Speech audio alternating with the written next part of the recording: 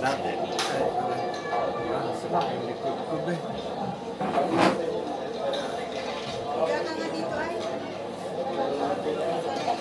Parang ikot ka lang ikot eh. Ah,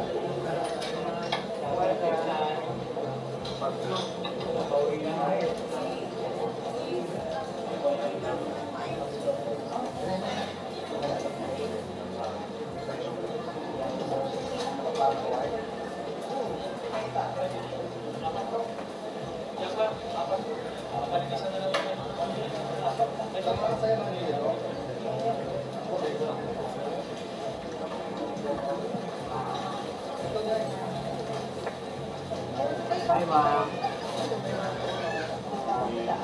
Sama ko po.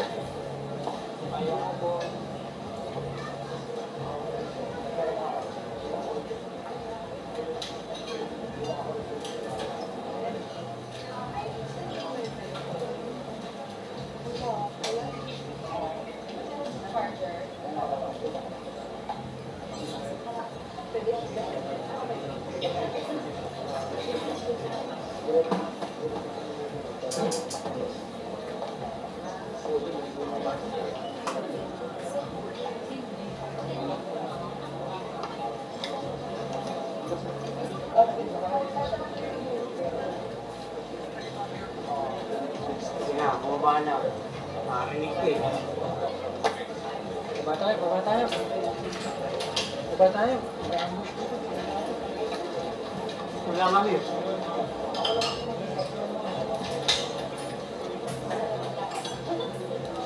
Kaya kami kakampi.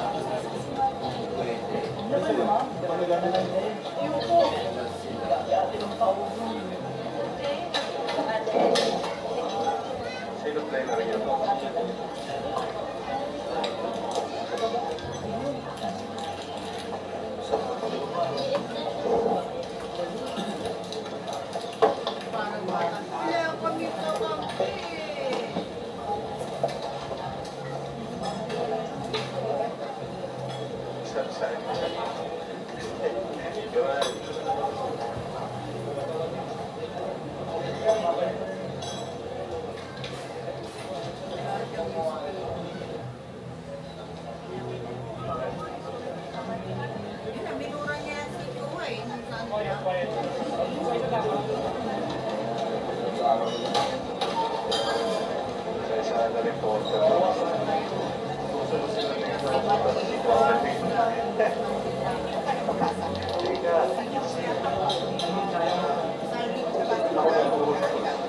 Basta ba ito? Hindi ko pa... Okay. Hindi ko pa nababasa yung kanya statement. Pero pag nabasa ko na, maganda kami ng sagot. Kasi hindi ko rin palalampasin yung ginagawa nila sa akin.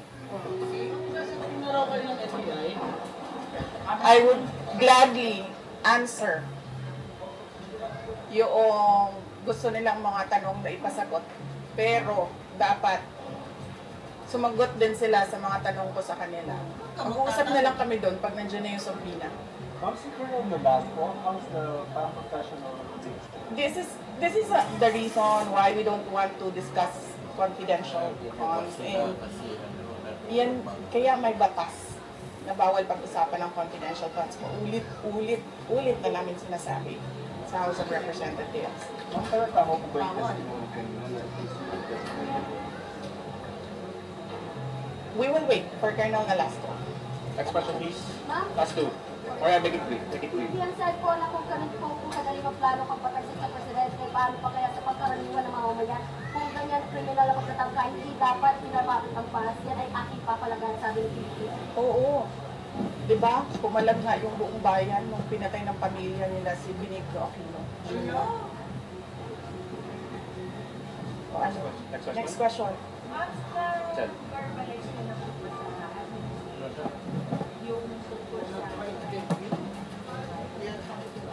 Yes ma'am. Ay, hindi pa ma'am.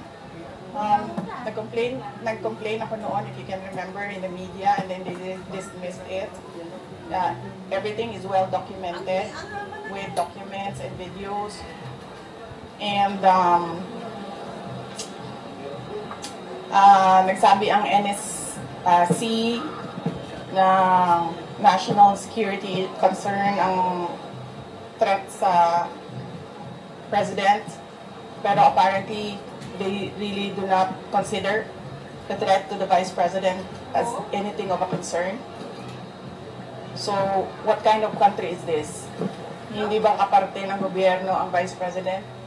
Hindi ba ako binoto ng mga tao? Hindi ba ako ang vice president ng buong Pilipinas, ng lahat ng mga Pilipino? Sabi mismo si Bongbong, mapatay siya. Ma'am, I do not expect fairness from this government. Really, truly. That is the reason why I'm pussyfooting with court cases. We do not expect fairness. Imagine mo, saan ka nakahanap na-admit na yung tao sa hospital, bigla na lang papasok, discharge na siya in less than an hour. Saan ang hustisya dyan? Saan ang hustisya dito? Sa bayan. Last two questions, Ma'am, please. in-extend po yung detention order para kay Attorney Lopez. Ano po yung next step dito for this? I questioned it doon kanina. Pinapahirapan pa nila ako. Ano sinabi nila? Dinetain nila yung tao dahil sa due process. Dahil, ano ba yung sinabi niya? Walang due process ang pagpapatanggal kay Gloria Mercado at iba pang officials ng Department of Education. Ano sinabi ko kanina? The position of a USEC and ASEC is a position of trust and confidence by the appointing authority. Ngayon, ang appointing authority ng USEC at ASEC ng DepEd is the President of the Republic of the Philippines. Dapat tinatanong ng House of Representatives, bakit tinanggap ni Pangulong Marcos ang resignation ng mga USEC at ASEC na yon sa Department of Education?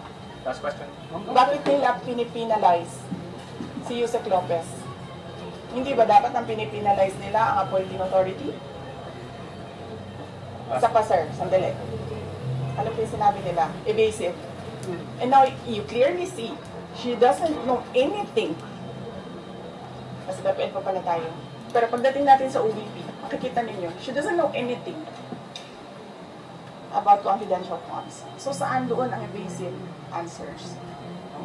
Last question. Nagsusulat, penalize nila si Yusek Lopez for writing a letter to the Commission on Audit on the position of the Office of the Vice President regarding the release of documents regarding confidential funds. Bakit may penalize ang tao pumirma para sa isang opisina, posisyon ng opisina? Saan ang justisya dito? And ano sinabi nila kanina? Diba? Apparently, hindi nila alam ang batas. Ano sabi nila? Questionin mo na lang sa korte. Saan kami pupunta? Sa mga ginagawa sa amin. Mismong committee, alam na nilang mali yung ginagawa nila. Sabihin lang sa amin, pumunta ka sa korte. Napakadali na sabihin nila, okay, we will set aside the detention order. Pero hindi. Mali na nga yung una mong detention. Mali pa yung sumunod mo na order. And then sasabihin mo sa tao na nakakulong, na hindi makalabas, lahat, kahit ako hindi ako makalabas basta-basta, dalhin mo yan sa korte. Tama ba yun? Kayong mga taong bayan, tanongin ko kayo, tama ba na hindi alam ng ating House of Representatives kung ano ang mga batas. You finally decided to take it home kanina? Why VP? For the sake of the personnel of the Office of the Vice President. Because I Yung pala, clearly, sinasabi ni Joel Chua doon, na we will not recognize you without an oath. And then, I'm continuing to question the constitutionality of their rules. Pero I cannot help the personnel of the Office of the Vice President if I have no personality to speak in that hearing. So I had to take that oath. Pero, kaya, hindi naman ako galit sa inyo. Nagpapasalamat ako sa inyo sa tulong ninyo kay Yusek Lopez at sa lahat ng OVP personnel. When you go up to the Supreme Court to question, is the jurisprudence naman on contempt powers of Congress? Eh, yun ang sinasabi ko, sir, no, parang, we don't trust anyone anymore in this country. We don't expect justice anymore in this country. This is clear political harassment, this is clear political persecution. Pag-threat sa'yo, baliwala. Pag-threat sa kanila, national security. Saan ka? Do you think that will hold Ano naman nag-treat sa kanya na nagsasabi siya naman talagang bulgar. If they file cases or an impeachment case, whatever case, we will answer that in the proper venue. Kung meron man silang hanap na mali doon. But apparently, nakikita nyo kanina na uubos na yung tanong nila, hindi pa sila makapag-content kay Edward. Kasi nagsasabi ng totoo yung tao. Ma'am, you said po that are you expecting again sa hearing ngayon? Yes, we expect that. We expect contempt, detention, we expect, ang term ni Yusek Laika is terrorizing me. We expect them to terrorize the Office of the Vice President personnel. Ma'am, yung message to President Bongbong Marcos that he said na papalagan daw po niya yung death na din yung hindi niya palalampasan. Yes, sinabi ko na kanina, papalagan ko din yung ginagawa nila sa akin. speech that as a speaker? I mean, we don't know the content. Yes. Kaya ako kayo binibigyan ng interview para huwag kayo makinig sa kanila. Thank you. Thank you.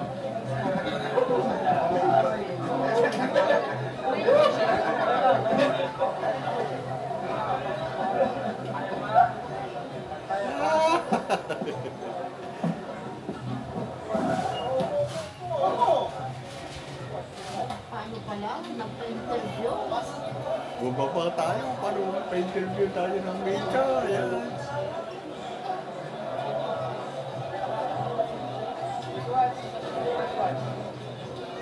Yan ang gusto ng media.